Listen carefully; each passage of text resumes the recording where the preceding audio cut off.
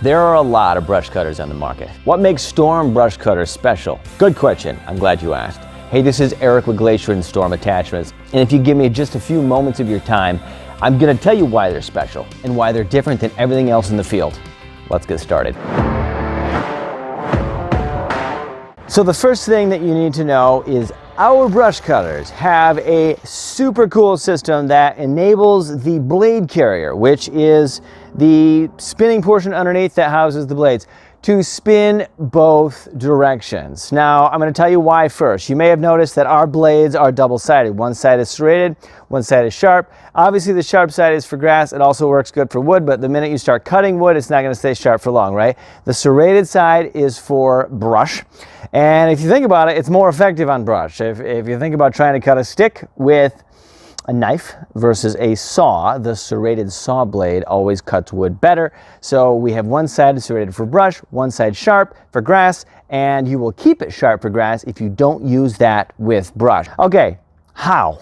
You may say, Eric, my machine has auxiliary hydraulics that go both directions. I'm pretty sure that I can use that with most cutters on the market. Here's the problem. I'm going to tell you how this system works. Every brush cutter across the board that's worth anything has a system that enables the blade carrier to safely spin down after you release the auxiliary hydraulics. It's spinning at a rapid rate, and when you release, if you don't have this, basically it's nothing more than a check valve mounted in between the lines is what most people do. And when you release the auxiliary hydraulics, the fluid spins through the motor and the lines through this check valve, and it safely spins down. If you don't have that system, it'll jolt to a stop and blow all kinds of seals and stuff that you need. But here's the problem. When you go the other way with your auxiliary hydraulics, it's going to act the exact same way, only with your machine. It's going to cycle through the check valve and back into the reservoir of your machine, and it's not really going to move the blade carrier. It might just a little bit, but with no power to where you can actually do any kind of cutting. So what we have done is we put this whole system on quick couplers to where within seconds,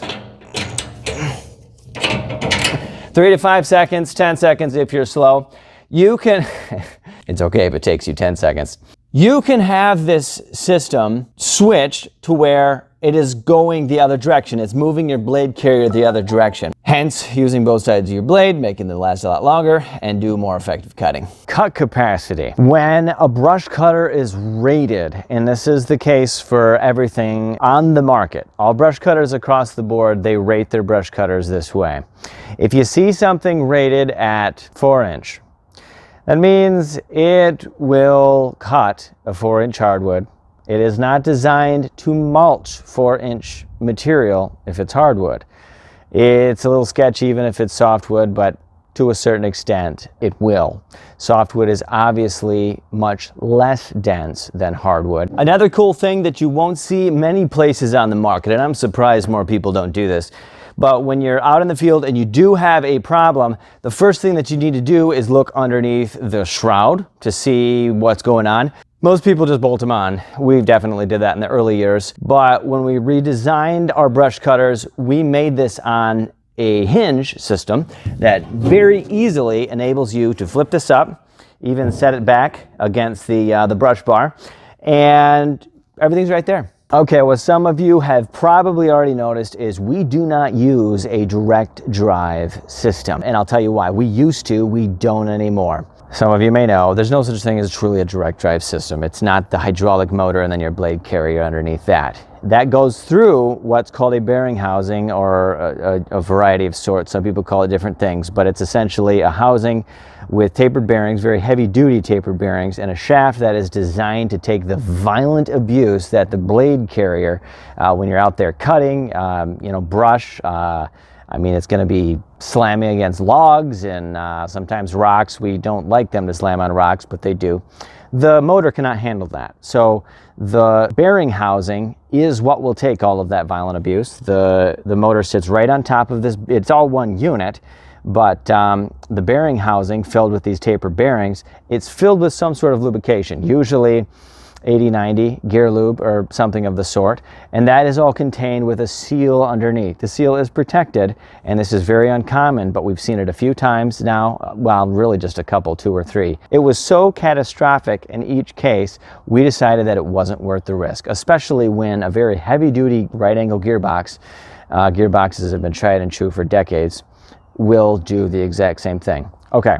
If a foreign object, like a small nail or a metal shard of some sort, or if the seal is compromised in any way and that gear oil leaks out, you have metal to metal, and obviously when bearings are metal to metal, they're not going to last very long. And when that disintegrates and turns into a bunch of metal shavings flying around in there, because it's all one unit, the hydraulic motor is sitting right on top, which is sealed, but that rubber seal is not going to last long with metal flying around in there. Once that is compromised, yes, you guessed it, metal shavings are circulating throughout your entire machine.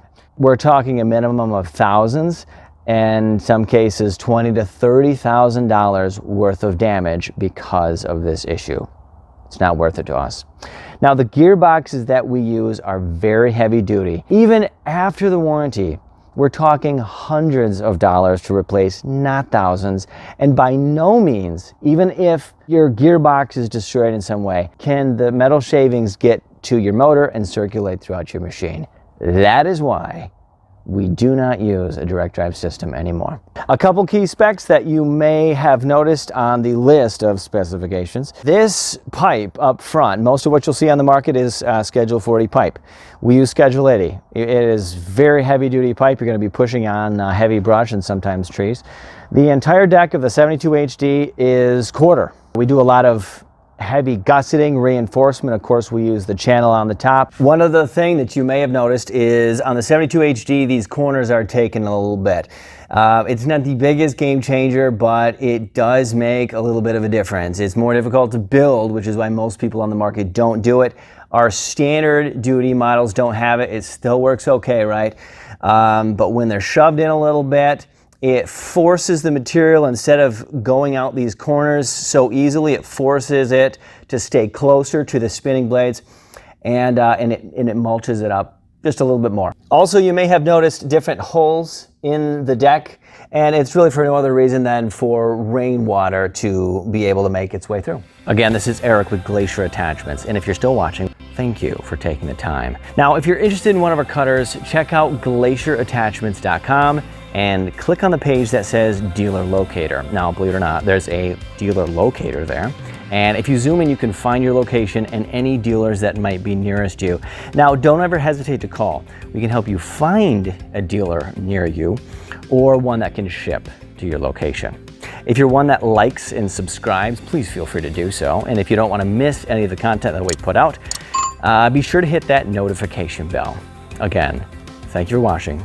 I really appreciate it.